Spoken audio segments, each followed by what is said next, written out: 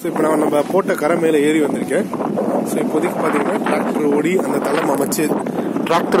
தளம் அமைச்சு இங்கே உங்களுக்கு ரெடியாக இருக்குது. ஸோ இப்போ அந்த கரை இறங்குற இடத்துல அங்கே ஜிசிபி ஒர்க் பண்ணிக்கிட்டு இருக்கு. ஸோ இந்த பக்கம் நீங்கள் பார்த்தீங்கன்னா நேராக கரை.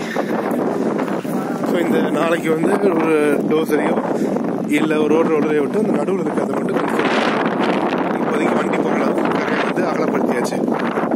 இது ஃபஸ்ட்டு ஒத்தையடி பாதையாக இருந்துச்சு.